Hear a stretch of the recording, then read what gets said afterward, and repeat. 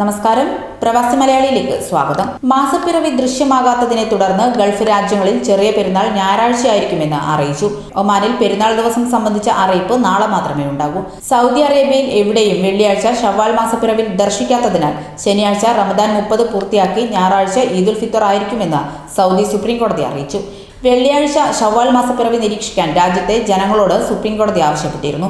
ഇതേ തുടർന്ന് ഹുദാസുദൈറിലെ മജ്മ യൂണിവേഴ്സിറ്റിക്ക് കീഴിലെ കേന്ദ്രത്തിലുൾപ്പെടെ വിവിധ ഭാഗങ്ങളിൽ മാസപ്പിറവി നിരീക്ഷണം നടത്തിയിരുന്നെങ്കിലും ഒരിടത്തും മാസപ്പിറവി കാണാൻ സാധിച്ചില്ല. Saudi Arabia, UAE, Qatar, Bahrain, Kuwait എന്നീ രാജ്യങ്ങളിൽ ചെറിയ പെരുന്നാൾ ഞായറാഴ്ച ആയിരിക്കുമെന്നാണ് അതത് രാജ്യങ്ങളുടെ മതകാര്യ വിഭാഗങ്ങൾ അറിയിച്ചത്.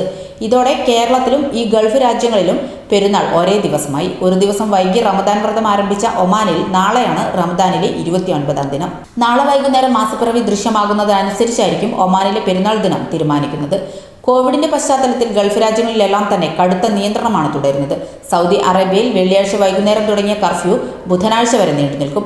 എവിടെയും പള്ളികളിലോ ഈദ്ഗാഹുകളിലോ പെരുന്നാൾ നമസ്കാരം ഉണ്ടാകില്ല. പകരം വീടുകളിൽ നമസ്കരിക്കണമെന്നാണ് മത നേതാക്കളുടെ നിർദ്ദേശം. കൂടുതൽ പ്രവാസി വാർത്തകൾക്കായി ഈ ചാനൽ സബ്സ്ക്രൈബ് ചെയ്യുക.